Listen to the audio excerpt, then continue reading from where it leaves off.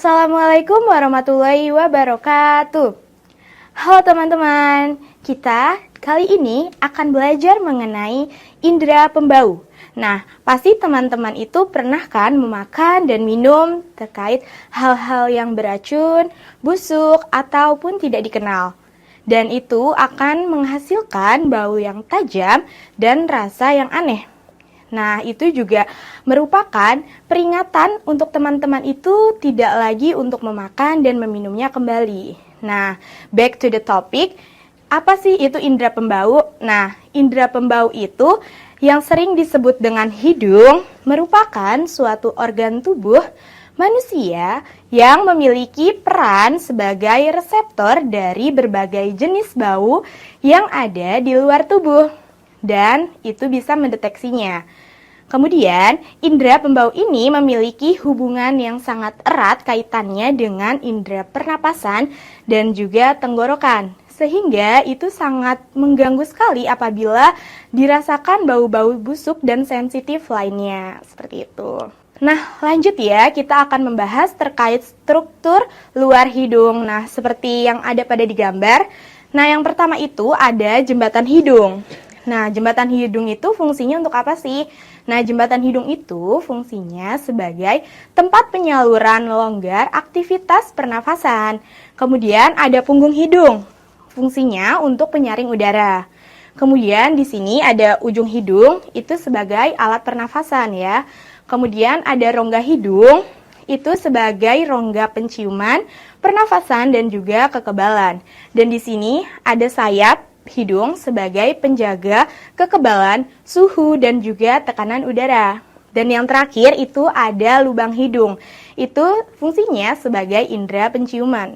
Nah, lanjut ya, kita akan membahas struktur dalam hidung. Seperti pada di gambar, itu ada sinus depan, di mana sinus depan ini berfungsi sebagai sel-sel yang membuat lendir. Nah, lendir ini menjaga lapisan hidung yang tetap lembab dan memerangkap debu atau kotoran dan serbuk sari. Kemudian ada rongga hidung. Nah, rongga hidung ini terdiri dari seluruh tulang, jaringan, pembuluh darah, dan juga saraf yang menyusun bagian dalam hidung. Kemudian ada vetubul hidung atau ruang depan. Nah, ruang depan ini adalah ruang di dalam hidung, namun bukan hidung ya. Nah, itu memiliki rambut pendek. Nah, helaian rambut ini berfungsi sebagai membantu menyaring debu dan alergen agar tidak masuk ke paru-paru. Kemudian ada turbina tengah atau dinding dan juga lapisan sel. Nah, turbina tengah ini berada di rongga tengah seperti semua turbinat. Ketiga turbinat ini berfungsi sebagai membantu menghangatkan dan melembabkan udara yang ada di hidung. Kemudian yang terakhir ada lubang hidung.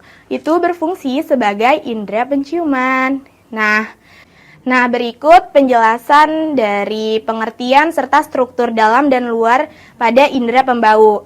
Selanjutnya, kita akan membahas terkait mekanisme dan juga gangguan-gangguan dari indera pembau. Nah, langsung saja untuk paparannya akan disampaikan pada teman saya. Silahkan. Nah, teman-teman, terkait tadi sudah belajar mengenai apa sih itu indera pembau, serta fungsi serta struktur yang ada di dalam hidung sendiri. Nah, sekarang kita belajar terkait dengan mekanisme pembau yang terjadi pada sistem indera pembau itu sendiri. Jadi, senyawa kimia yang ada di udara itu nanti akan dihirup oleh hidung dan masuk ke rongga hidung. Selanjutnya, senyawa kimia tersebut akan masuk ke dalam mukus atau lendir hidung dan akan berikatan dengan sel saraf pembau yang nantinya akan berperan sebagai reseptor pada hidung. Selanjutnya, senyawa itu akan mengikat sel saraf pembau yang nantinya akan menyebabkan lahirnya impuls yang selanjutnya impuls itu akan diteruskan dan dikirimkan ke saraf kepada otak gitu. Jadi pengikatan ini nanti terjadi pada sel kemoreseptor yang mampu membedakan berbagai jenis bau yang terjadi pada berbagai makanan yang ada seperti itu. Kemudian selanjutnya ketika senyawa itu sudah masuk ke dalam otak, kemudian otak akan melakukan pemrosesan atas impuls yang dikirimkan oleh sel saraf tersebut serta nantinya akan merealisasi menjadi informasi bau yang ada. Nah, hal ini itu akan terus-menerus terjadi dan berulang-ulang yang nantinya akan teman-teman itu bisa merasakan atau menikmati bau dan aroma yang ada di sekeliling kita seperti itu. Kemudian kita berlanjut ke gangguan yang ada di sistem indera pembau ini sendiri seperti itu. Kemudian di sini teman-teman pastinya sudah pernah merasakan adanya gangguan seperti influenza. Nah, influenza ini merupakan infeksi virus yang menyerang saluran pernafasan termasuk hidung. Nah, ini gejalanya itu seperti hidungnya kemerahan, terus terjadi bersin atau batuk, serta sakit tenggorokan yang itu sangat menyebabkan tidak nyaman pada penderitanya seperti itu.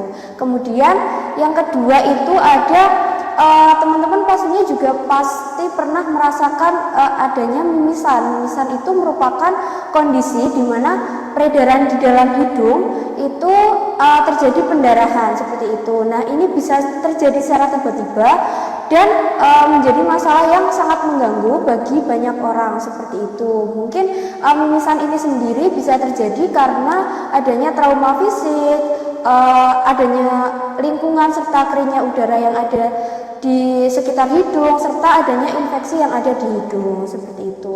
Selanjutnya ada polip hidung. Nah, ini gangguan serius pada hidung, pada sistem indera pembau, yaitu pertumbuhan jaringan yang berbentuk benjolan atau lesung pipit yang ada di dalam rongga hidung.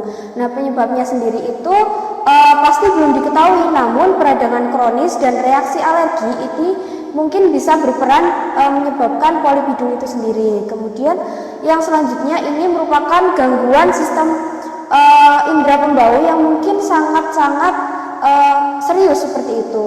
Ada kanker hidung. Nah, kanker hidung ini seperti namanya, kanker itu merupakan pertumbuhan sel-sel yang ganas itu yang ada di dalam hidung. Nah, penyebabnya itu bisa karena faktor seperti merokok, paparan bahan kimia yang beracun, serta faktor genetik yang ada seperti itu. Nah, gejalanya itu bisa seperti perdarahan yang berulang-ulang, terus hidungnya tersumbat dan nyeri pada wajah seperti itu.